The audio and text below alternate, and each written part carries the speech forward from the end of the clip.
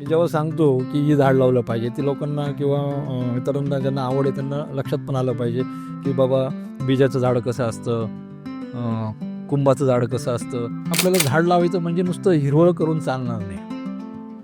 तर जैवविविधतापूर्ण आणि पुढे चालून याचा पक्ष्यांना, मधमाशांना कसा उपयोग होऊ शकतो या दृष्टीने मग आपण वृक्षारोपण केलं पाहिजे. मोकळ्या जागेवर वृक्ष लागवड करून ती जगवणं हे सोपं आहे, पण गिलेरी चिड्याच्या आच्छादलेल्या वनामध्ये रोपं लावून ती जगवणं हे खूप मोठा चॅलेंज होता.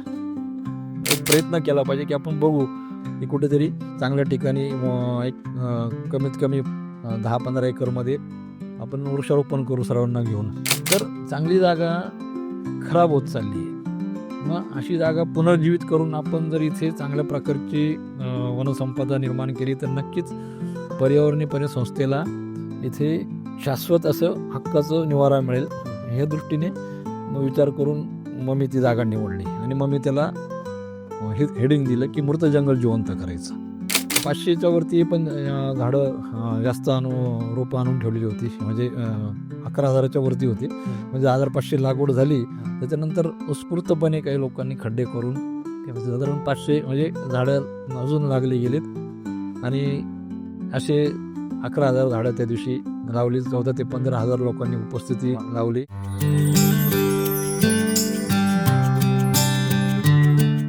नमस्कार, मी अतुल यशवंत गाडेकर. आपण पाहतात स्वतःसाठी आपलं मराठी पॉडकास्ट, जिथे अनेक अद्वितीय व्यक्तिमत्व आपल्याकडे येत असतात आणि त्यांचे अनुभव शेअर करत असतात. आज आपल्याकडे एक विशेष व्यक्ती आले आहेत. ते व्यक्तिमत्व म्हणजे काय तर निसर्गावर प्रेम करणारं, स्वतःच्या हिमतीने मृत जंगल जिवंत करणारं, झाडांचा शिल्पकार आणि नाशिकचा ट्रीमॅन म्हणून ओळखला जाणारा, आणि ते म्हणजे श्री शेखर जयंतराव गायकवाड. शेखर गायकवाड हे मेकॅनिकल इंजिनियर असून स्वतःचा फॅब्रिकेशनचा त्यांचा व्यवसाय सांभाळता ते या क्षेत्रात आलेत आणि नुसतं झाडं लावणं नाही तर त्याचं संगोपन करून आज ते इथपर्यंत पोहोचले आहेत. स्वखर्चानं सुरू केलेले वृक्षारोपणाचं कार्य, नाशिक देवराई असेल, नाशिक वनराई असेल, लोकसहभागातून उभं राहिलेलं जंगल, जे मानवनिर्मित जंगल 70 एकरच्या वरती पण जास्त जागेत निर्माण केलं आहे. वनराई असेल, तिथे 2 लाखाहून अधिक झाडे आहेत. 17,000पेक्षा जास्त चिमण्यांची घड्डी त्यांनी वाटली. QR कोडद्वारे निसर्ग शिक्षण आणि असे अनेक उपक्रम ते राबवत आहेत. तर आज आपण संपूर्ण त्यांच्याबद्दल जाणून घेणार आहोत. चला आपण सुरुवात करूया शेखरजींपासून. सर, आपलं स्वागत आहे स्वतःसाठी चॅनलमध्ये. नमस्कार. सर, मला अनेक प्रश्न आहेत, पण आता आपण सुरुवात करूयात आपल्या बालपणापासून. म्हणजे एक थोडंसं आपल्या बालपणाविषयी सांगाल का? माझं बालपण हे रेवरपेठेत गेलं आहे. 7वीपर्यंत मी शनी गल्ली ह्या परिसरात राहायचो. आणि 8वीला आम्ही गांधीनगरच्या पाठीमागे जो टाकळी परिसर आहे तिथे झडपीमध्ये काम करणाऱ्यांची एक कॉलनी होती. म्हणजे तिला आमचं इंद्रायणी कॉलनी म्हणून तिचं नाव होतं. तिथे राहायला गेलो आणि लहानपणापासनं ह्या गोष्टींची आवड होती. वृक्ष, चिमण्या. माझ्या घरामध्ये ज्या काही चिमण्या वगैरे यायच्या तर त्यांच्याकडे पण बघण्याचं किंवा त्यांना मी कधी खिडक्या बंद करून पकडून धरून निरीक्षण करून परत सोडून द्यायचं. आणि स्वामी विवेकानंद म्हणजे 5वी नंतर मग मी इकडे गेलो.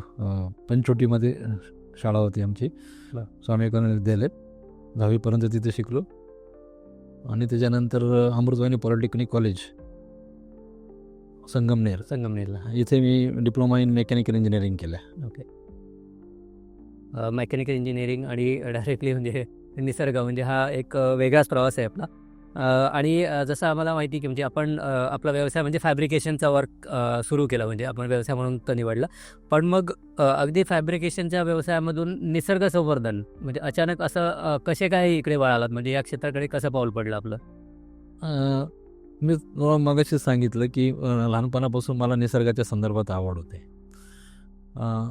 जसं मला मराठी वाचायला यायला लागलं तर माझं जे वाचन होतं इंग्रजीमध्ये पण जे काही वाचन होतं, कॉमिक्स जे असायचे ते फॅन्टम वगैरे याच्या संदर्भात, टार्झन, मराठी जेव्हा यायला लागलं तर मी जे पुस्तकं वाचायचो तर त्या पुस्तकांमध्ये जी ओळ असायची की फार फार घनदाट जंगल होतं, मग ते पटकन पुस्तके घ्यायचो. आणि त्या काळामध्ये टार्झनचे 16 भाग होते मराठीमध्ये. तर ते मी आमच्या शनिगरीचं म्हणजे हेमलता थिएटर त्याच्या पाठीमागेच वाचनालय होतं, तर तिथे वाचायला जायचो. न्यायमूर्ती रानडे वाचनालय म्हणून त्याचं नाव होतं. तर तिथं गेल्यानंतर मी टार्झनचेच पुस्तकं वाचायचो ते. म्हणजे मोस्टली ते त्याच्यामध्ये कारण ते सगळं जंगलाचं वर्णन, प्राण्यांचं वर्णन, तो कसं त्यांच्याशी म्हणजे याच्यामध्ये आवड होतं. पण जसं मी गांधीनगरच्या पाठीमागे राहायला गेलो बंगल्यामध्ये, तर बंगल्याच्या आवारामध्ये आई झाडं लावणं, भेंडी, वांगी असं चांगला परिसर होता. त्याच्यामुळे ते बंगल्याच्या आवारामध्ये ह्या भाज्या हे करायची, मग त्याच्यावर काम करणं. आणि वडील पण कृषी अधिकारी होते म्हणून घरी काही काही गोष्टी आणायचे. हे पूर्वी अशा पिशव्या असायच्या पांढऱ्या, त्याच्यामध्ये काही रोपं असायची, ते बघणं, या सर्व गोष्टी. आणि कॉलेजमध्ये असताना सुद्धा म्हणजे मी कॉलनीमध्ये माझ्या बंगल्याच्या पुढे जो रस्ता होता त्याच्या समोर पूर्ण पटांगण होतं.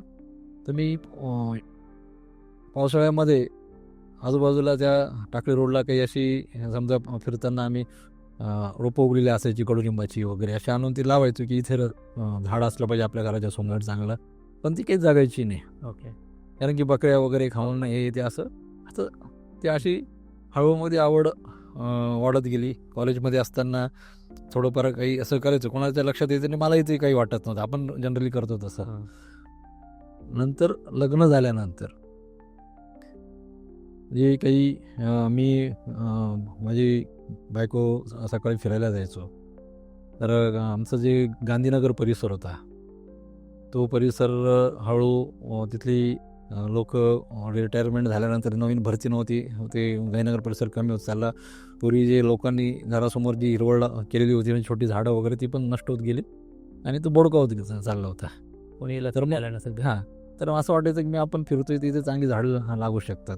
त्याचप्रमाणे माझं जिथे वर्कशॉप होतं फॅब्रिकेशनचं, त्या जागेमध्ये म्हणजे त्याच्यासमोर जी पूर्ण हिरवळ असायची, म्हणजे हिरवळ दिसेल पूर्ण शेती होती. आणि हळू तिथे इमारती व्हायला लागल्या, ती शेती नष्ट व्हायला लागली, असं दोन्हीकडे. तर असं वाटायचं मग इथे पण का आपण हे करू नये, ह्या इथे काहीतरी. मग मी खरं काम माझ्या वर्कशॉपच्या तिथून सुरुवात केली की त्यावेळेस हे लोड शेडिंग असायचं 3-3, 4-4 तासाचं. मग अशा वेळेस मला काहीच काम नसायचं. कटिंग वगैरे करून झालं, सरळ करून झाले ते बार वगैरे, मग करायचं काय. तर वाटायला लागलं की आपण का हा वेळ समोर इमारती होत आहेत, मग त्या विकसकांना विचारून आपण इथे झाडं लावलीत, कॉलनी झाली तिथे झाडं लावलीत तर का हरकत नाही. मग स्वतः टिकाऊ फळे घेऊन त्यावेळेस माझ्याबरोबरची जी काही कामगार मंडळी होती, माझ्या वर्कशॉपमधली मुलं होती, त्यांना बरोबर घेऊन जायचो आणि आम्ही खड्डे करून हे सुरुवात केली. आणि तसंच माझ्या सकाळच्या वेळी जे मी फिरायला जायचो तर ते त्या ठिकाणी सुरुवातीला काही झाडांना पाणी टाकायला सुरुवात केलं. आणि माझ्या घरापासून वर्कशॉपपर्यंत येईपर्यंत जी काही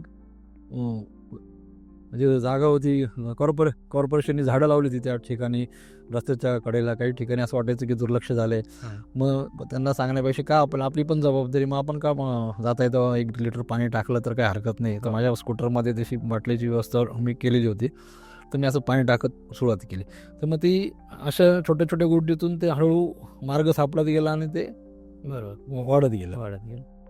नाही, खूपच सुंदर आहे. म्हणजे अगदी प्रेरणादायी गोष्ट आहे की म्हणजे दरवेळी असं का की झाड तुम्ही लावलं तर मग लोक बोलतात की मग पाणी कोण टाकणार किंवा जबाबदारी कोण घेणार. तर आपण ती जबाबदारी नक्कीच घेऊ शकतो. म्हणजे असं काही नाही की रस्त्याला झाड कोणीही लावलेलं असेल, पण आपण स्वतः ते पाणी टाकू शकतो, म्हणजे एक छोटंसं काम आहे ते. नक्कीच झाड वाढू शकतं ते. सर, म्हणजे आता तुम्ही जसं सांगितलं की पूर्ण तो प्रवास असा सुरू झाला तुमचा. पण मग असं आहे की म्हणजे ही वृक्षारोपणाची सुरुवात तुम्ही जी केली, पण मग ती नंतर सवयीमध्ये कशी बदलली? म्हणजे आता तुम्ही अगदी म्हणजे व्यवसाय पण आहे, तो पण सांभाळायचा. पुन्हा मग हे एवढं मोठं सामाजिक कार्यक्रम, मग ते तुम्ही कसं जमवलं? कसं सगळं मॅनेज केलं एवढं गोष्टी या? जे मी सकाळचं मी तुम्हाला सांगितलं, सुरुवातीला मी घरापासून जेव्हा वर्कशॉपवर जायचो, तर मला काही वेगळा वेळ द्यायची गरज नव्हती पडत. फक्त थोडं वेळ थांबून रस्त्यामध्ये असलेल्या झाडाला पाणी टाकायचं. बरोबर. आणि नंतर हे जे काही लोड शेडिंगच्या मधला गॅप जो असायचा, त्याच्यामध्ये म्हणजे रोजच नव्हतं करत, पण असं आठवड्यातून 1-2 वेळा आमचं हे काम मी सुरू होतं माझं. मग त्याच्या हे जे काही सकाळचं फिरणं, मग त्याच्यानंतर मी वेळेचं नियोजन करायला लागलो, की आपल्याला तर आवड आहे.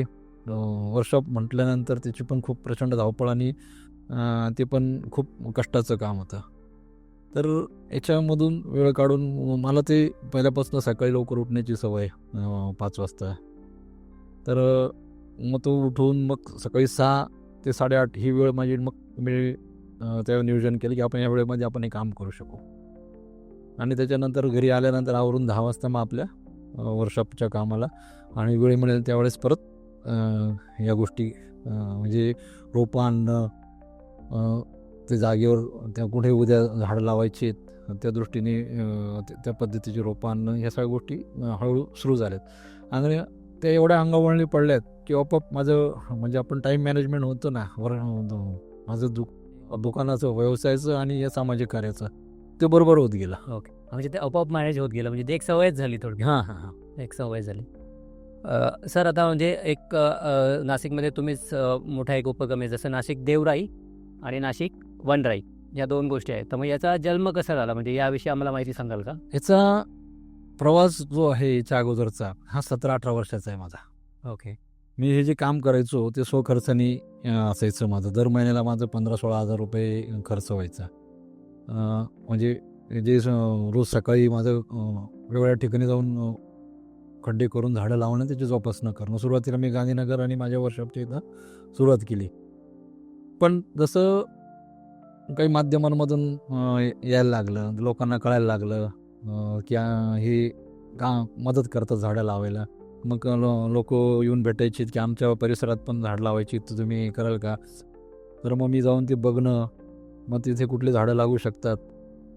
ती काही कॉर्पोरेशनमध्ये असली तर ती मोफत मिळायची, पण नसली तर मग मी विविध नर्सरीमध्ये फिरून ही झाडं गोळा करायचो आणि ती रोपं गोळा करायचो. आणि ती त्या ठिकाणी सकाळी म्हणजे समोरच्यांना मी सांगून ठेवायचं, मी सकाळी 6 वाजता येणार, तुम्ही असले म्हणजे बरं की आम्ही मग काम सुरू करून. बरोबर.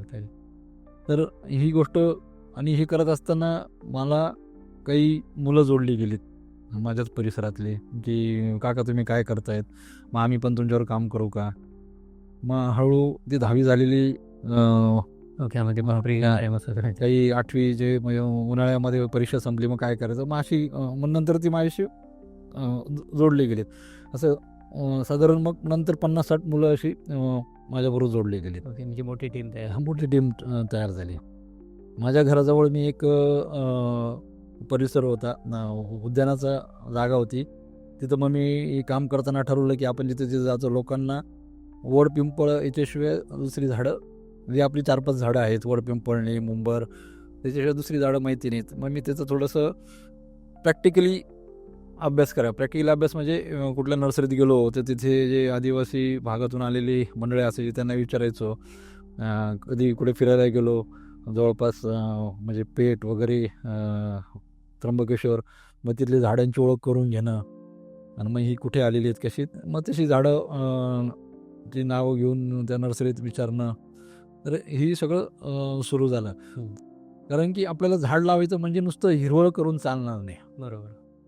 तर जैवविविधतापूर्ण आणि पुढे चालून याचा पक्ष्यांना, मधमाशांना कसा उपयोग होऊ शकतो, या दृष्टीने मग आपण वृक्षारोपण केलं पाहिजे, हे मी त्या फिरून तो मेन उद्देश ते शिकलो. आणि मग ते ज्यावेळेस मी जायचो त्या परिसरामध्ये तर लोकांना मग त्या झाडाची थोडीशी जुजवी माहिती द्यायचो की इथं नाव असं आहे, हे असं आपण काय इथे लावतो, इथं घेर किती होणार आहे.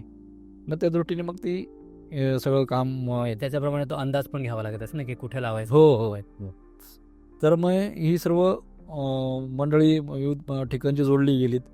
तर मग असं वाटलं की एवढं आपलं चांगलं परिचय झालेला आहे, तर मग अशा सगळ्या लोकांना घेऊन का आपण एखादा प्रोजेक्ट उभा करू नये. बरोबर. पण त्याच्या अगोदर जे आमची जो महत्त्वाचा आम्ही त्याला हेडक्वार्टर म्हणायचो. म्हणजे माझ्या घराजवळचं जो उद्यानाचा भाग होता तिथे वृक्ष परिचय केंद्र आपण सुरू केलं. अरे वा. म्हणजे मी जेव्हा सांगतो की ही झाड लावलं पाहिजे, ती लोकांना किंवा इतरांना ज्यांना आवड आहे त्यांना लक्षात पण आलं पाहिजे की बाबा बीजाचं झाड कसं असतं, कुंभाचं झाड कसं असतं. मग अशी झाडाची रोपं मिळून मी त्या उद्यानाच्या त्या जागेत माझ्या परिसरातल्या फुलसुंदरी स्टेटमधल्या तिथे लागवड केली. साधारण 160 प्रकारची रोपं लावून त्याची जोपासना केली, ती वाढवली. मग लोक काही म्हणजे महाराष्ट्रभरातून बरीचशी मंडळी येऊन तिथे बघून गेलीत. हा मुख्य हे होतं. मग त्याच्यानंतर हे जे माझं काम सुरू होतं, मग तपोवनामध्ये दर शनिवार रविवारी आमचं काम असायचं. त्यावेळेस मुलांना सुट्ट्या असायची म्हणून मग सकाळी 6:30लाच तिथे 40-50 मुलं जमलेले असायचे. आणि मग आमचं काम त्या नदीकाठी पाणी टाकण्याचं. नदीकाठी आम्ही झाडं लावली होती उताराला शाही मार्गाच्या, तर तिथे पाणी टाकणं वगैरे या सगळ्या गोष्टी सुरू होत्या. आणि म्हटलं मग ही ऊर्जा, ही युवा शक्ती आपण कुठेतरी वापरली पाहिजे. आणि आपलं जे काही परिचय झाला इतर लोकांशी, मग आपण एक प्रयत्न केला पाहिजे की आपण बघू की कुठेतरी चांगल्या ठिकाणी एक कमीत कमी 10-15 एकरमध्ये आपण वृक्षारोपण करू सर्वांना घेऊन. बरं. हा मी 2-1 वर्ष विचार करत राहिलो. त्याच्यानंतर जागेसाठी वेगळ्या ठिकाणी जायचो की एवढी जागा आपल्याला कुठे उपलब्ध होईल. आणि काही कार्यक्रमाच्या अंतर्गत वन विभागामध्ये जाणं झालं एका मीटिंगच्या अंतर्गत. मग तिथे मी एका अधिकाऱ्यांशी ही चर्चा केली की मला असं माझ्या संकल्पना आहे की असं करायचं आहे. तर त्याने आधी मला विचारलं, तुमची जे काही संस्था आहे का रजिस्टर? म्हटलं तसं काही नाही, आमचं फक्त आपलं पर्यावरण ग्रुप म्हणून आम्ही नाव दिलेलं आहे म्हटलं. तर म्हणे मग आपण असं करू. इथे पॉझिटिव्ह अधिकारी होते म्हणून त्यांनी तो मार्ग सुचवला, नाही तर बरेचसे लोकांनी असं टाळून दिलेलं होतं. ते म्हणे आपण वन महोत्सवच्या अंतर्गत आपण हे काम करू शकतो. बरोबर. मग तरी असतातच मग RFO साहेबांशी तिथल्या भेट घालून दिली. ते गायकवाड साहेब म्हणून होते. त्याच्यानंतर त्यांनी म्हणजे जे पहिले भेटले ते मला माळोदे साहेब. नंतर CCF साहेबांशी भेट घातली. अरविंद पाटील साहेब CCF होते त्यावेळेस.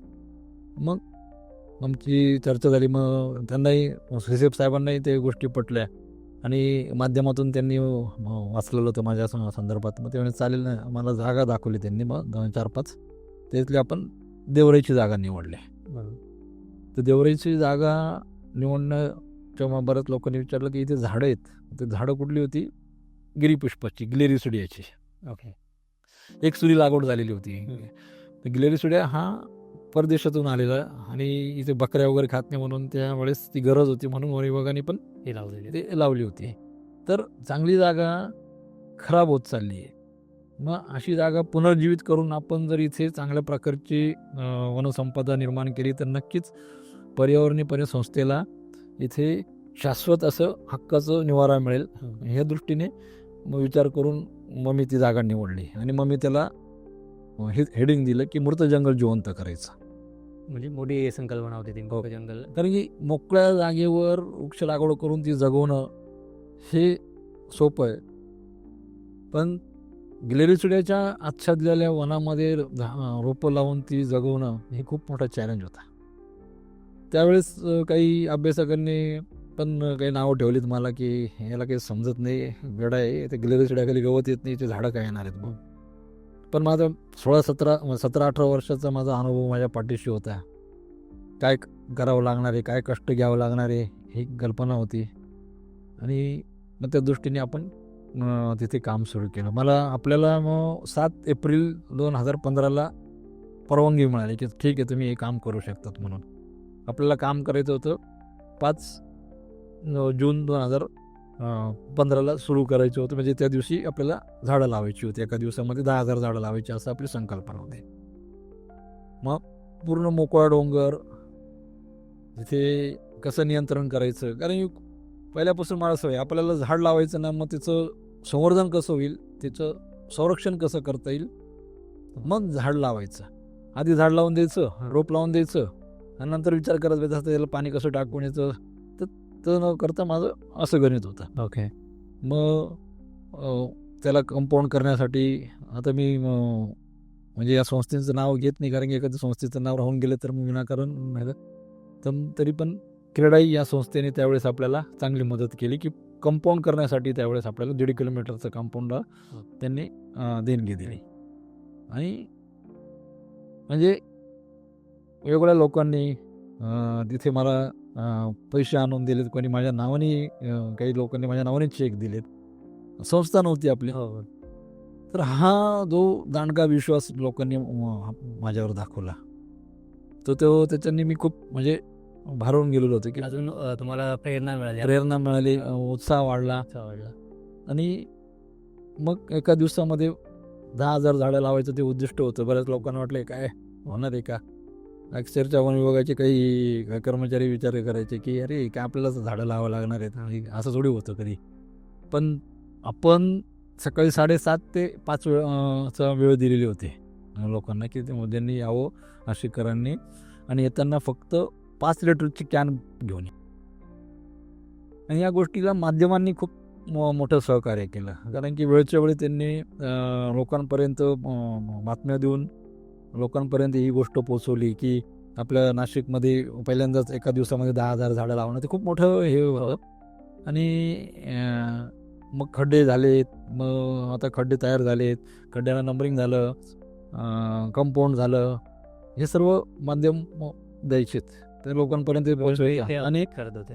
हां, मग हे सर्व तयारी सुरू होती. म्हणजे मी साधारण 15 एप्रिलला जागेवर सुरुवात केली. तिथे माझ्या जे काही सहकारी होते, तरुण मंडळी होती, त्यांना मी वेगवेगळे कामं दिली होती.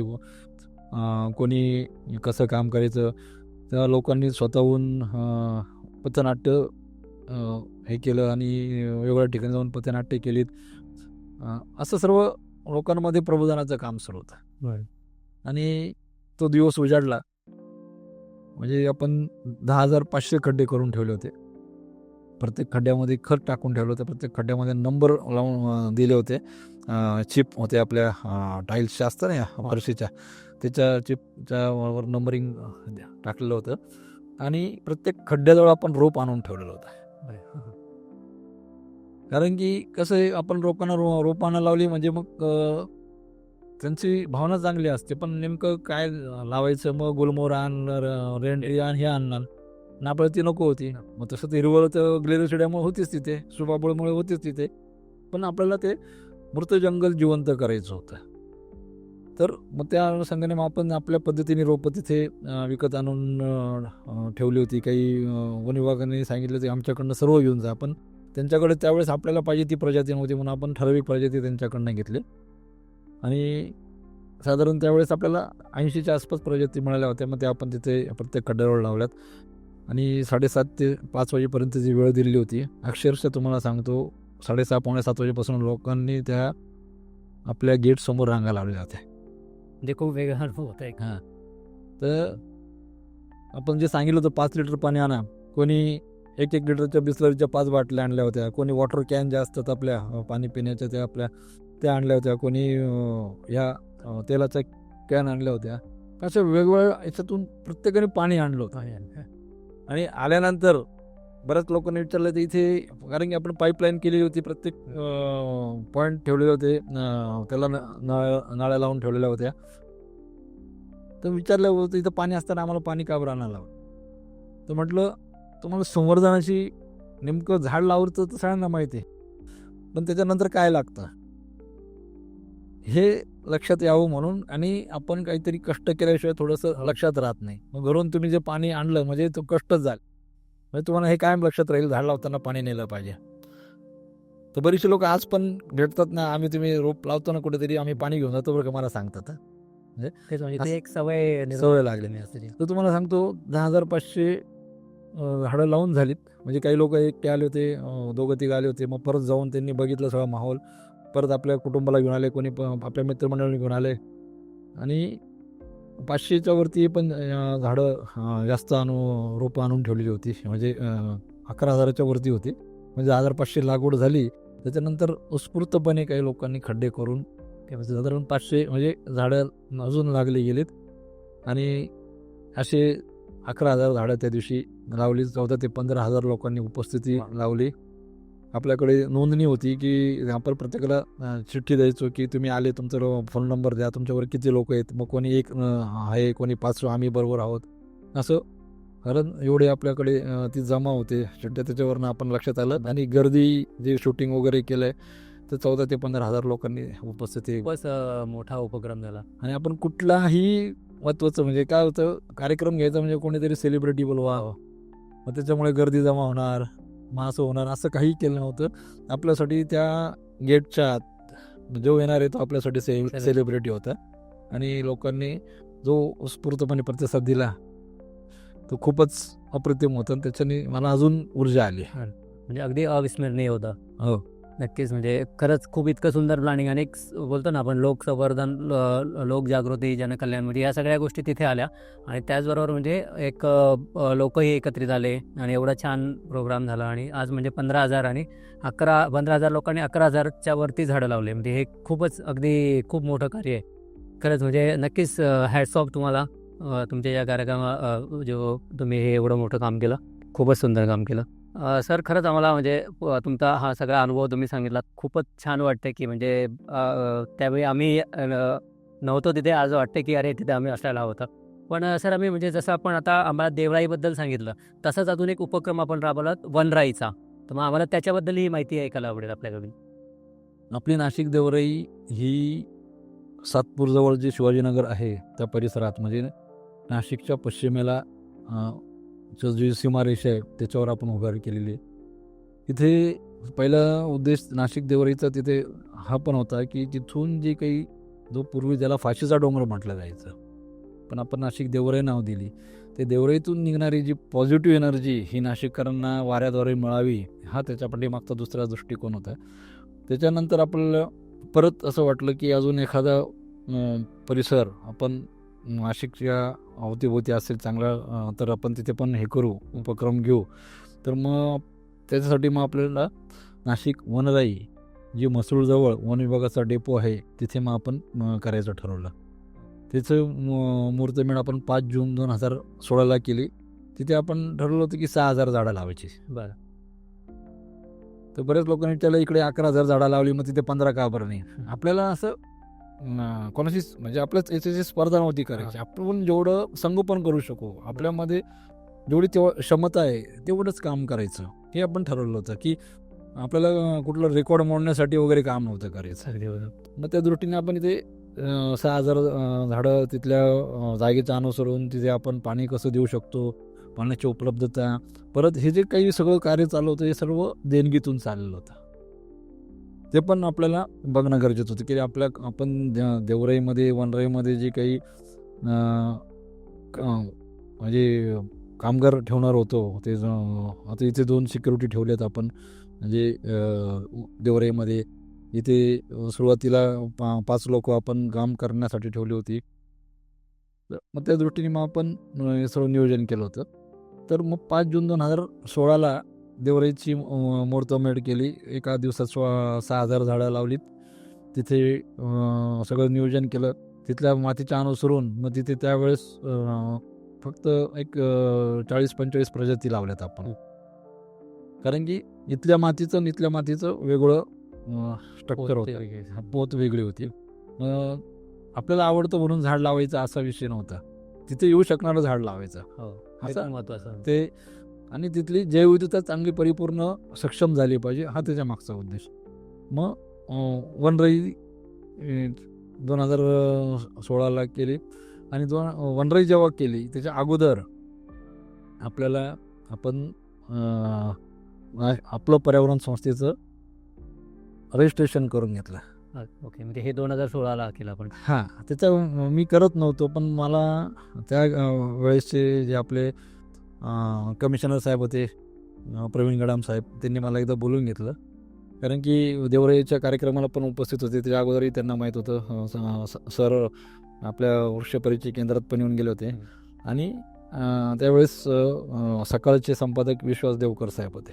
त्यांनी पण मला बोलवून घेतलं होतं की तुम्हाला हे काम पुढे चालू ठेवायचं असेल तर तुम्हाला नोंदणी करणं गरजेचं आहे. मला बजावून सांगितलं. दोघांनी काय असेल योग 15 दिवसाच्या याच्यामध्ये दोघांनी मला बोलवून घेतलं आणि ते सांगितलं आणि सांगितलं आम्हाला. शब्द एकच होते दोघांचे, कसं काय असेल माहिती नाही, की 15 ते 1 महिन्यामध्ये रजिस्ट्रेशन झालं पाहिजे, आम्हाला कळालं पाहिजे. तर मग माझ्या मित्रमंडळी होते, ते पण आधी मला सांगायचे. मग त्यांना सांगितलं की नाही आपल्याला करायचं आहे. मग ते एकदम कसं काय बदल झाला बा, आधी नाही म्हणायचे ना. तर मग त्यांना सांगितलं कसं झालं, सरांनी आम्हाला सांगितले दोघांनी. मग रजिस्ट्रेशन करून घेतलं 16च्या म्हणजे आपल्या दुसऱ्या कार्यक्रमाच्या अगोदर. आणि मग त्याच्यानंतर त्याचा परिणाम लगेच जाणवला की त्या अंतर्गत देणगी पण मिळाली बऱ्यापैकी. आणि मग आपलं हे त्याच्यानंतर कार्य हळूहळू चांगल्या मार्गाला लागलं. नाही, खूपच छान, म्हणजे खूपच मस्त आहे. सर, आपण हे पूर्ण म्हणजे आता जर्नी सांगितली की वनराई आहे, देवराई आहे म्हणजे नाशिकमध्ये, आणि एवढ्या मोठ्या प्रमाणात, म्हणजे इकडे जवळपास 11,000पेक्षा जास्त, इकडे 6,000पेक्षा जास्त हे झाडं लावली. हे खरं आहे, म्हणजे ठीक आहे बाबा, मी आलो, झाड लावलं, मी एकदा आलो, मी पाणी घेऊन आलो, म्हणजे हे सगळं झालं मला की का, म्हणजे तो फ्लो होता, एक ती ऊर्जा होती. पण सर, मला फक्त हे विचारायला आवडेल की म्हणजे झाड लावणं खूप सोपं आहे, म्हणजे कोणीही लावेल, सांगितलं तर त्याला करेल. पण त्याचं संवर्धन कसं करायचं, त्याचं संवर्धन कसं व्हायला पाहिजे, म्हणजे ते एक खूप कठीण काम आहे. तर मग त्याविषयी आम्हाला सांगा की झाड लावणं खूप सोपं आहे, पण संवर्धन कसं करायचं. नक्कीच झाड लावणं ही 5-10 मिनिटाची क्रिया आहे. आणि झाड कसं लावायचं हे पण शिकवणं गरजेचं असतं. त्यावेळेस आपण जेव्हा दोन्ही कार्यक्रम झाले त्यावेळेस तिथे बॅनर पण लावले होते. जे व्हॉलंटियर होते ते पण त्यांनाही शिकवलं होतं मी कसे आपण म्हणजे मुलं त्यांना माहीतच होतं. ते पण प्रत्येक वेळेस लोकांना सांगायचे. कारण की बऱ्याच लोकांना ते पिशवीतून झाड कसं काढायचं, रोप कसं काढायचं हे माहिती नसतं. त्याच्यामुळे बऱ्याच वेळा रोपांचं नुकसान होतं, चुकीच्या पद्धतीने लागवड होते. मग ते अशा वेळेस मरण्याची जास्त संख्या असते त्या रोपांची. व्यवस्थितरित्या आपण त्या पिशवीतून फाडून जर झाड ते रोप तिथं रुजवलं त्या खड्ड्यामध्ये तर रोप जगण्याची शाश्वती जास्त असते. मग ही झाली ही क्रिया. त्याच्यानंतर जसं देवराईमध्ये 5 जूनला कार्यक्रम झाला, 6 जूनला आम्ही आराम केला. त्यामुळं महिनाभर मी तिथे 1.5 महिना माझं तिथे रोज सकाळी 7-7:30ला जाणं होतं. घरून डबा घेऊन जायचो आणि रात्री 8-8:30पर्यंत तिथे असायचो मी. कारण की लोकांना बोलवायचं म्हणजे नुसतं चला या असं नाही, तर खड्डे, तिथली साफसफाई, तिथलं पाण्याचं नियोजन, त्या सगळ्या गोष्टी करणं होतं. मी माझ्या सहकार्यांना सांगितलं होतं, मी त्यांना काम नेमून दिलं होतं, ते बाहेरचं काम करायचे आणि मी फील्ड वर्क होतं. तर मग 6 जूनला आम्ही आराम केला. 7 जूनला सर्वांना बोलवलं, परत सगळं सांगितलं होतं. मग आम्ही तिथं जाऊन सगळे खड्डे चं निरीक्षण केलं, कोण कसं झाड लावले, कोणी पिशवीसह ठेवलेलं होतं, मग ते काढून व्यवस्थित लागवड करून घेतली, या सर्व गोष्टी केल्या. आणि हे कार्यक्रम होण्या अगोदर म्हणजे आपण पॅम्पलेट छापलेले होते, त्याच्यामध्ये आपण नोंद म्हणजे तुम्ही लिहिलेलंच होतं की तुम्ही त्या दिवशी झाडं लावायला या, पण याच्या पुढे तुम्ही या नका येऊ, 3 वर्षाचं संगोपनाची जबाबदारी मी घेणार आहे. अरे आम्ही सर्व मिळून ते करू, कमीत कमी 3 वर्ष आम्ही त्याला जोपासना करू. हे आपण लोकांमध्ये हे सांगितलेलं होतं. मग त्याच्यानंतर जो काही शनिवार रविवार होता, मग सुरुवातीला आम्ही 7:30 ते 11-12 वाजेपर्यंत जायचो दर शनिवार रविवारी. काही माझ्याबरोबरचे सहकारी ज्यांना जमेल तसं 2-1 तास यायचे, काही माझ्याबरोबरच असायचे 7:30 ते 11-12 वाजेपर्यंत. मग त्याच्यानंतर हळूहळू म्हणजे काही सहकारी होते, श्रमदान करायला यायचे हे पाणी देण्यासाठी. तर हळू संख्या म्हणजे सुरुवातीला 15-16 होती. मग कालांतराने ती 10-12वर आलीत. ओके. मग 5-6 वर आलेत. तर मग त्याच्यामुळे वेळ वाढत गेला माझा. सकाळी 7:30 ते जो 11, 11:30चा वेळ होता, मग तो 8 ते 12, 1 वाजेपर्यंत, मग 8 ते 2, मग 4, 5, आता पूर्ण दिवस.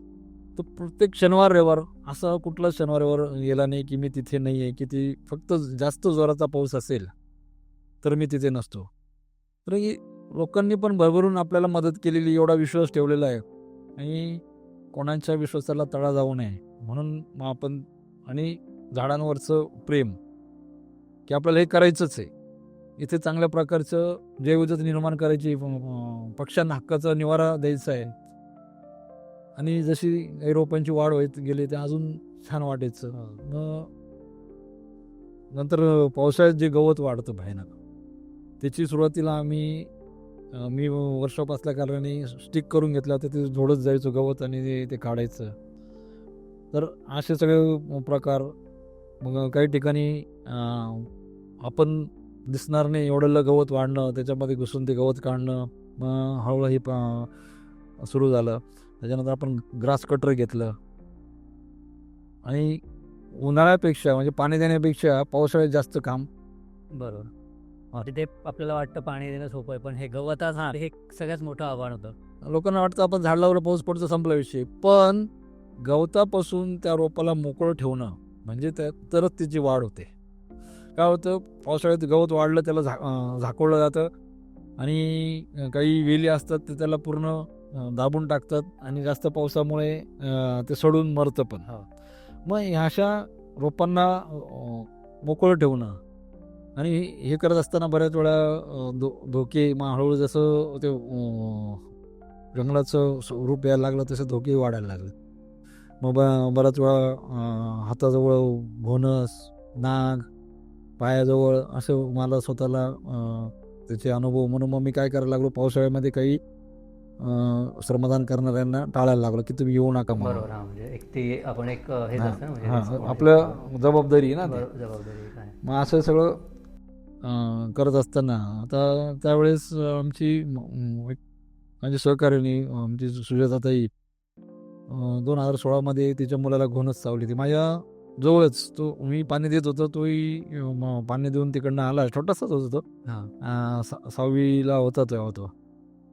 तर आला आणि काका माझं तिकडचं पाणी देऊन झाला तर कुठे ती बहुतेक ती घोणस मी जिथं फिरत होतो ना पाणी दे तिकडे तिकडे, तर ती तिथंच अडकलेली होती.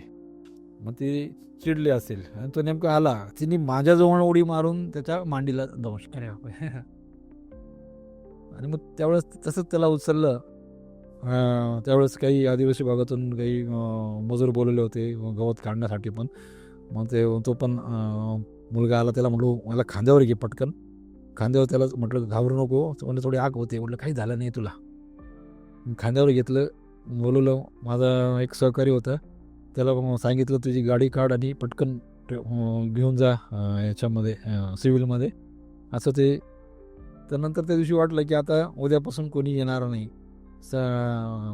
घाबरले बा आता हे भीती निर्माण. पण पुढच्या शनिवारी ती ताई पण, जिच्या मुलाला चावलं होतं म्हणूनच, तो मुलगा ॲडमिट, ती पण 2 तास काम करायला आली. आणि बाकीची मुलं निर्माण झाली म्हणजे तिला पण तेवढीच आवड होती सुजाताताईला, तर ती पण आली. माझी बायको असायची 3-4 तास पाणी देण्यासाठी. एक संध्याताई म्हणून होत्या, माझी बहीण पण यायची, माझे दाजी यायचे, माझा साला यायचा. म्हणजे असे हे सगळे माझी मित्रमंडळी तर होतीच, पण माझ्या घरात पाडावी पण असं त्यांना जमेल तसं यायचा. पण हे हळू लोप पावत गेलं, म्हणजे थांबत गेलं. कोणाला आरोग्याची कारणं, आता माझ्यावरची जी मुलं होती ते वेगवेगळ्या टप्प्यामध्ये, म्हणजे करिअरच्या टप्प्यात होती. कोणाला वेगळ्या ठिकाणी नोकरी लागली, मग ते तिकडे गेले. ते समावेशकर होते. तर कोणी आता बस झालं बा एवढं तर आम्ही करू शकू. कोणाची बदली झाली. आणि सुजाताताई पण मग तिला आता याला 4 वर्षापूर्वी थांबावं लागलं, कारण की तिलाही असा संधिवाताचा त्रास सुरू झाला.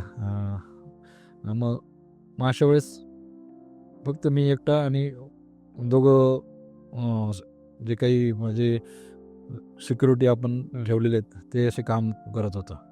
बऱ्याच लोकांना वाटतं की शनिवारीवर खूप गर्दी असते, पाणी द्यायला लोक येतात, असं काहीच नव्हतं. आम्ही जायचो आणि गेले 4 वर्षापासून मी एकटा श्रमदानाला आणि ते दोघं आलं कोणी एखादं दुसरं तर येतं. आणि पण पावसाळ्यात मी अशा सहकार्यानं टाळतो जे इच्छुक असते. या गोष्टी असतात म्हणजे ते एक जबाबदारी असते. आणि साधारण 5-5.5 वर्षापूर्वीपासून तिथे आता बिबट्याचं पण वास्तव्य आहे. नंतर आमच्याकडे सगळं आम्ही व्हिडिओ काढून ठेवतो. तरस पण आहे, गोनस, नाग. तर काही कधी सर्पमित्र पण तिथं सोडून देतात. तर मी त्यांना गाईंना पकडून सांगितलं, अरे बाबांनो, तुम्हाला माहिती आहे साप इथे ते पकडून तुम्ही सहज सोडू शकता, पण सापामध्ये काम करताना म्हणजे त्या परिसरात साप कुठे आपल्याला माहिती नसतो. बरोबर. तर असं कृपा करू नका, आम्हाला इथं काम करायचं आहे. नाही तर तुम्ही माझ्यावर एकदा काम करून दाखवा गवतामध्ये. तुम्ही जरी सर्पमित्र असाल तरी तुम्ही माझ्यावर गवतात काम करून दाखवा, मग तुम्हाला कळेल काय असतं. तुम्हाला कोणीतरी सांगतं की ते साप हे पकडा म्हणून तुम्ही सहजासहजी ते पकडू शकता, पण जेव्हा काम करताना गवत बाजूला करताना तिथे एक मोठी घोणच बसलेली आहे. ह्या गोष्टी फार काळजीपूर्वक करणं गरजेचं. तर आम्हाला काम करण्यासाठी अडथळा कृपया होईल असं करू नका, समजून मी सांगितलं काही लोकांना. तर अशा पद्धतीने एक काम बरंच म्हणजे बिबट्याने 2-3 म्हणजे 4 एक वेळा गुरगुरला येतो काम करताना. माझा तो भीमा आणि करण हे 2 जे सिक्युरिटी आमच्यावर गुरगुरला आहे. हे दोघांनी तर बऱ्याच म्हणजे बघितलं पण आहे. मी एकदा त्याची शेपूट बघितली होती आणि आम्ही ट्रॅप कॅमेरामध्ये त्याचे व्हिडिओ पण काढलेले. सशांची संख्या वाढली आहे. मोर 100च्या वरती मोर झाले आहेत तिथे. घोरपडी आहेत म्हणजे 25च्या वरती अनामत तिथे घोरपडी आहेत. 7-8 वेगवेगळ्या ठिकाणचे माझ्याकडे व्हिडिओ घोरपडींचे. त्यांची साईज, त्यांचं वरचं जे कातडी जी असते, स्किनचं कलर, हे सगळे वेगळे आहेत. तर ते पण आहेत म्हणजे अनेक प्रजाती असतात. हां. आणि मुख्य म्हणजे आत्ता 5 जून 2025ला आपल्याला ह्या देवरेला 10 वर्ष पूर्ण झालीत. आपण 3 वर्षासाठीच आपण जबाबदारी घेतली होती. 10 वर्ष पूर्ण झालीत. आणि आत्ता गेल्या 15 दिवसापूर्वी तिथं साळेंदरचे काटे सापडलेत आपल्याला. म्हणजे तू थोडक्यात असं म्हणायला लागेल की एक जैविक विविधता तिथे निर्माण झाली आहे म्हणजे. हां. आणि हे सर्व करत असताना हे दोन्ही प्रकार इकडे तर वनराईमध्ये आपण ते 5 लोक सुरुवातीला ठेवलेली होती. मग ती काम करायची, सोमवार ते शुक्रवार माझी चक्कर असायची. काय काम केलं पाहिजे, कसं काम केलं पाहिजे, मी त्यांचं हे करायचो.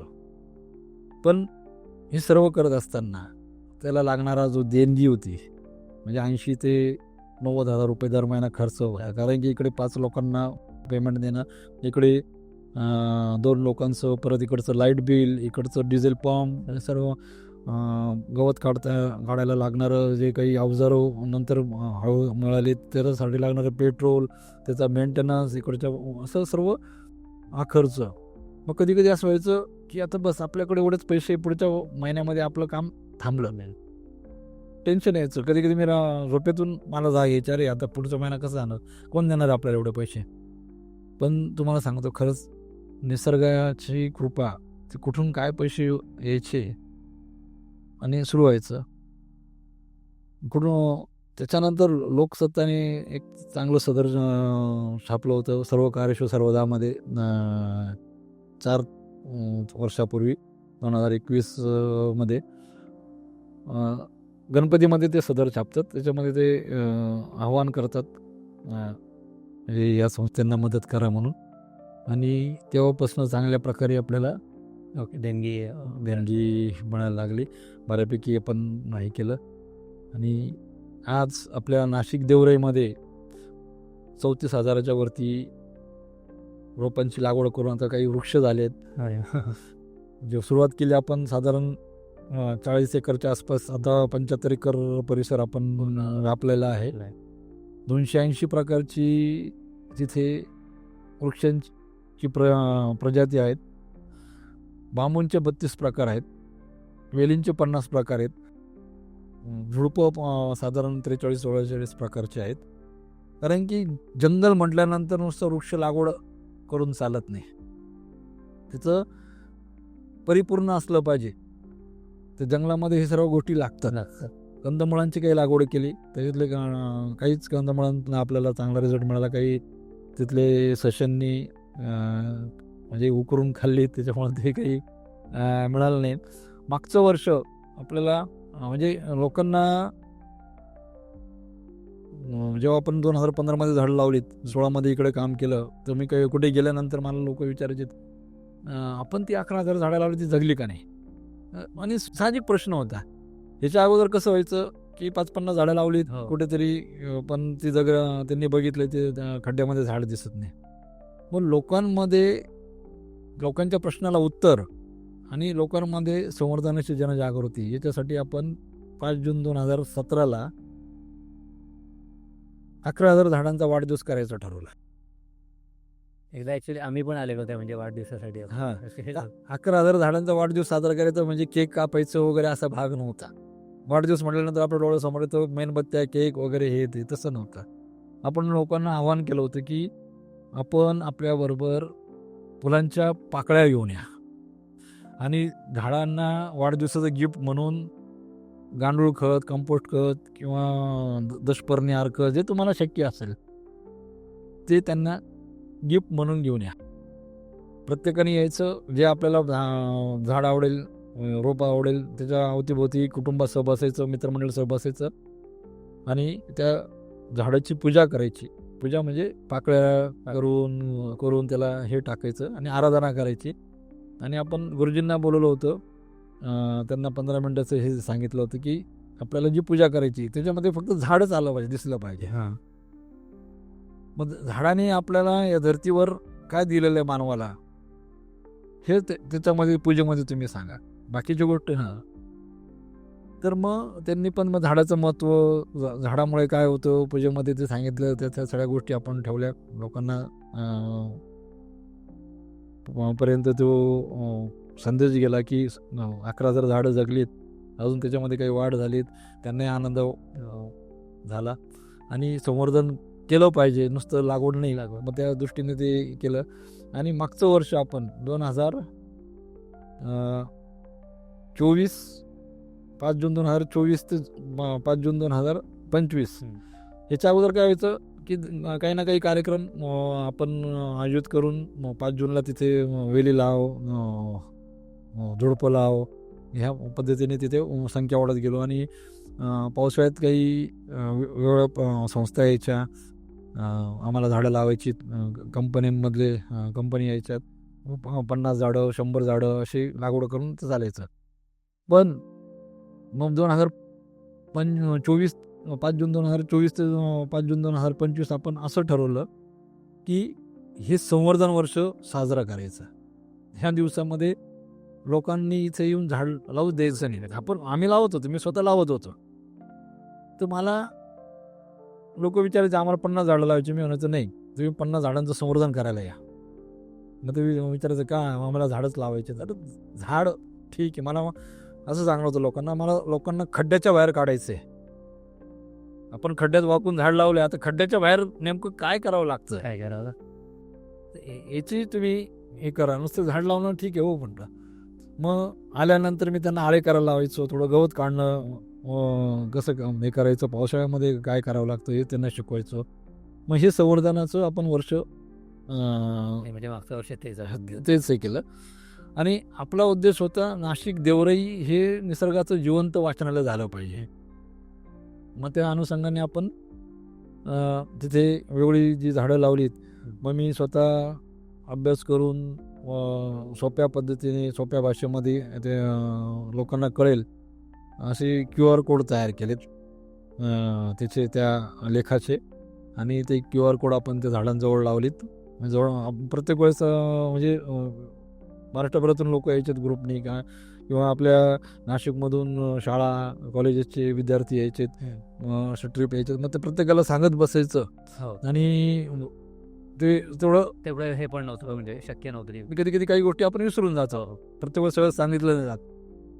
मग आता कसं झालं की कुठल्या झाडाजवळ गेलं मग तिथं स्कॅन केलं तर ते लगेच समोरच तुम्हाला माहिती, म्हणजे ती माहिती आणि झाड समोरच दिसतं. अरे वा, म्हणजे खूपच असं बोलतात ना, डिजिटली आणि टेक्नॉलॉजीला धरून तुम्ही तो उपक्रम केला होता. तर ही लोकांना आता चांगल्या प्रकारे हे केलं. आणि पहिल्यांदाच एका कंपनीने CSR दिला आपल्याला मागच्या वर्षी. त्यांनी सांगितलं आमचं नाव घ्यायचं नाही. तर त्यांनी चांगला CSR दिला, त्याच्यामुळे इतकं खूप छान काम करता आलं. तर मग आपण देवराई परिचय केंद्र तिथं उभं केलं. तिथे देवराईच्या देवराईच्या सुरुवातीला परिचय म्हणजे कसं असं की मुलं आले, त्यांचे प्रश्न असायचे. मग आधी देवराई कशी होती, मग मी मोबाईलमध्ये धरायचो बघा अशी होती. मग 50 मुलं असं कोणाला दिसणार आहे एवढं ते ना. तर मग तिथे आपण सर्व देवराईचा परिचय, देवराई म्हणजे काय, जैवविविधता म्हणजे काय, आपली देवराईची संकल्पना काय, देवराईचे आधीचे फोटो आधी कसे होते, नंतर आपण काम कसं सुरू केलं, देवराईचा प्रवास कसा आहे, मग आत्ता देवराईमध्ये काय काय सापडलं आपल्याला, मग वृक्ष लागवड करताना कशा पद्धतीने वृक्ष लागवड झाली पाहिजे याच्याबद्दलची माहिती, नंतर देशी झाडं विदेशी झाडांमधला फरक, म्हणजे असं सगळ्या गोष्टी, वनांना असलेले धोके, या सगळ्या गोष्टी तिथे फिरल्यानंतर वाचायला मिळतात, बघायला मिळतात. त्याला नवीन पिढीसाठी चांगलं आहे ना, जसे लहान हो, किंवा आणि तिथे पण आपण QR कोड लावलेत, म्हणजे जे लेख लिहिलेला आहे मराठीमध्ये तो तुम्ही स्कॅन केला की इतर भाषांमध्ये तुम्हाला कळेल. ह्या दृष्टीने पण सगळ्यांना कळायला पाहिजे असं केलं. उपक्रम आहे हा. आणि आत्ता 5 जून 2025ला दशकपूर्ती सोहळा आपण हे केला. त्या दशकपूर्ती सोहळ्याच्या निमित्ताने आपल्याला तिथे आपण एक छान असं प्रवेशद्वार हे केलं. आणि त्या प्रवेशद्वाराचं पूर्ण डिझाईन इथं मी स्वतः केलेलं. आणि त्या प्रवेशद्वाराला बैजल साहेब आहेत, त्यांनी त्याला मी सांगितलं, फक्त एक मेसेज टाकला होता, साहेब म्हटलं असं असं आहे, प्रवेशद्वार करायचं आहे, तर बघा कोणी आपल्याला देणगी देणार असेल तर. ते लगेच दुसऱ्या सेकंदाला त्यांचा फोन आला, मी देतो म्हणे, किती लागतात, असं म्हणजे असं तो विश्वास होता. आणि त्याचबरोबर आपण देवराईमध्ये निसर्ग वाचनालय सुरू केलं. आता निसर्ग वाचनालय कसं की तिथे निसर्गाच्या संदर्भात, निसर्गातील जे काही घटक आहेत त्याच्या संदर्भातील सर्व पुस्तकं आपण तिथे ठेवलीत. म्हणजे दगडांपासून वेगवेगळ्या प्रकारची दगड आहेत, वेगवेगळ्या प्रकारची वनस्पती आहेत, वेगवेगळ्या प्रकारचे गवत आहे, वेगवेगळ्या प्रकारचे कीटक आहेत, नदी पाणी, वेगवेगळ्या प्रकारचे वन कसे असतात, हे सगळ्या ज्या काही गोष्टी तिथे. माझं असं म्हणणं आहे की तुम्ही निसर्गाचा अभ्यास करा, मी माझं काम करेल, तुम्ही येऊन वाचन करा, वाचनातून निसर्गाकडे, हा आपला त्याच्या मागचा संदेश आहे. म्हणजे कुठल्या ना कुठल्या माध्यमातून लोकांना निसर्गाकडे आकर्षित करायचं. बरोबर, म्हणजे लोकांनाही ते समजलं पाहिजे की चला निसर्गाकडे जाऊ. तर आपण शनिवार रविवार 9 ते 12 वाजेपर्यंत सध्या वेळ ठेवलेली आहे. त्याच्यानंतर जसं लोकांचं येणं वाढेल, आपल्याकडची पुस्तक वाढतील, मग आपण ते वेळ पण आपल्याला तर नियोजन येईल आणि त्या नियोजनाने आपण वेळ पण वाढवू. अरे नाही, खूपच छान, म्हणजे खूपच सुंदर गोष्टी, आणि तुमचं जे कार्य आहे खरंच ते अगदी महान आहे, म्हणजे त्याला काही आपले शब्दच नाही. सर, आपण हे म्हणजे वृक्ष लागवड आणि वृक्ष संवर्धन याबद्दल भरपूर माहिती दिलीत, पण जसं म्हणजे पक्ष्यांची घरटी, त्यांच्यानंतर जखमी पक्ष्यांची सेवा याबद्दल पण आम्ही ऐकलं आहे, तर मग त्याच्याविषयी आम्हाला थोडी माहिती, आणि त्याबरोबर अनेक उपक्रम पण, म्हणजे या संदर्भातले पण अनेक उपक्रम तुम्ही राबवतात, तर मग त्याविषयी आम्हाला माहिती ऐकायला आवडेल. मी तुम्हाला सुरुवातीला सांगितलं होतं की मी चिमण्या असं पकडून त्याचं निरीक्षण करायचो आणि सोडून द्यायचो. तर पकडायचं कसं, तर खिडक्या बंद करायच्या, त्यांना उडवायचं, दमल्या की पकडायचं. तर नंतर म्हटलं की मी जेव्हा माझ्या फ्लॅटमध्ये राहायला गेलो त्यावेळेस एक खिडकी अशी होती की तिथे चिमणी घर करायची, मी ती खिडकी उघडली का ते पडून जायचं. म्हटलं मग यांना काहीतरी, एवढी मेहनत करते, त्यांना काहीतरी घर करून द्या. मग मी पुठ्ठ्याचं घर तिथे लावलं. मग त्याच्यामध्ये त्यांनी घरटं तयार केलं. अवघ्या 10व्या मिनिटाला त्यांनी काडी कचरा आणून सुरुवात करून घरटं तयार केलं. मग त्याच्यानंतर या संकल्पनेला चांगली हे मिळालं की चला आपण अशी घरटे लावू अजून घराच्या खिडक्यांमध्ये. मग अशी काही घरटी लावलीत. मग त्याच्यानंतर मडक्यांची घरटी, छोटे मडके घेऊन त्यांना होल करून ती घरटी वरतून झाकण लावून घरटी केलीत. नंतर माझ्याकडे फर्निचर चालू होतं, मग ती लाकडी घरटी तयार करून मी वाटायला सुरुवात केली. आणि असं करत साधारण 17,000च्या वरती मोफत घरटी मी वाटलीत. ती महाराष्ट्रभरातून लोकांनी दिली. आणि हे मी सांगायचो की माझ्याकडनं एक घरटे घेऊन जा आणि तुम्ही असे 10 वाटा. तर अशा पद्धतीने ते होतं. ते खूप मोठं काउंट झालं असेल, म्हणजे 17,000 तर तुम्ही वाटले, पण जर अनेक हो. प्रकारे केले गेले. आणि त्याचे बरेच काही चांगले रिझल्ट मिळाले, तर ते एवढं आपण सांगत गेलो तर खूप मोठं हे होईल. त्याच्यानंतर जखमी पक्षींचं पण मी गच्चीवर माझ्या एक पिंजरा करून ठेवला होता. त्याच्यामध्ये जखमी पक्षी सांभाळून त्याचं औषधोपचार करून बरे करून सोडलेले आहेत. घार, कावळे, घुबड म्हणजे मी सोडायचो तर ते बरेचसे गेले नाहीत परत. येऊन बसायचेत, माझ्या अंगावर बसायचेत. माझ्याकडे त्यांचे व्हिडिओ आहेत. कावळे डोक्यावर येऊन बसून खाणं, संध्याकाळी घुबड माझी वाट बघत बसणं टेरेसवर, हे सगळं माझ्याकडे व्हिडिओ आहेत. तर अशी पक्ष्यांनाही लळा लागून जायचा. पण मी मग कधी कधी वरती जाणं म्हणजे गच्चीवर जाणं बंद करायचं, मग ते निघून जाईल. निघून जायचे. म्हणजे त्यांचं पण हां, मग 2-4 दिवस जायचंच नाही गच्चीवर. मग ते शेवटी भुकेने मग इकडे तिकडे निघून जायचे. असं बरेच काही. नंतर 11 वर्ष आपण गणपती मूर्ती दान आणि निर्माल्य गोळा करणं, म्हणजे 5-5, 6-6 टन निर्माल्य गोळा केले. आपल्याकडे ते वजनाचं हे आहे, जे आपण खत प्रकल्पाला पाठवायचं, तिथं वजन केलं जायचं. आणि 3,000 ते 5,000, 5,500 पर्यंत मूर्ती गोळा करायचो. तर आपण त्या मूर्त्या विसर्जित करत नव्हतो. पहिल्या वर्षी केल्या, पण त्याच्यानंतर आपण अशी संकल्पना करणार होती, पुनर्वापर मूर्तीचा. देव जुना होत नसतो. तर आपण ज्यांना जे आवडेल त्यांनी इथून मूर्ती घेऊन जा आपल्या घरी. म्हणजे आपण तपोवनामध्ये संकलन करायचो हे, आणि आपल्या घरी ते नीटनेटकी ठेवा. दुसऱ्या किंवा परत रंगरंगोटी करून घ्या, आणि पुढल्या वर्षी ती चांगल्या भावनेने परत तिचं जे काही विधिवत पूजा करून तुम्ही तिला आपल्या गणपती उत्सवामध्ये हे करा. आणि काही मूर्तिकार विचारायचे की आम्हाला मूर्त्या देतात का ह्या, तर देऊ आपण म्हणायचं घेऊन जा. कारण की शेवटी त्यांचंही पोटपाणी. आपण म्हणतो POP वापरणार हे, मग त्याला पर्याय पण शोधला पाहिजे. मग तो पर्याय म्हणजे मग तुम्ही घेऊन जा. बरंच मूर्तिकारांनी सांगितलं मला की आम्ही एवढ्या मूर्त्या बनवण्यासाठी एवढी POP आणायचो, पण तुमच्याकडनं मूर्ती नेल्या कारणाने म्हणजे ते वापस तुमचं एक इनडायरेक्टली ते झालंच ना, म्हणजे पुनर्वापर. पुनर्वापर. आणि POP मार्केटमध्ये ना बऱ्यापैकी कमी झालं होतं. बरोबर. मग असं सर्व आता जी काही शाडू माती आहे, नेमकी शाडू मातीविषयी आपण प्रबोधन करतो की शाडू माती ही POP पेक्षा किती भयानक आहे. लोकांना हे माहिती, शाडू मातीचं आम्ही गणपती पण ती किती भयानक आहे, किती चिवट आहे, ती आपल्या नदीच्या जैवविविधतेला किती त्रासदायक आहे, हे लोकांना प्रबोधन. ह्या सगळ्या गोष्टी. आणि त्याचबरोबर स्वच्छता मोहीम वेळच्या वेळी आपण राबवायचो तपोवनामध्ये, इतर ठिकाणी.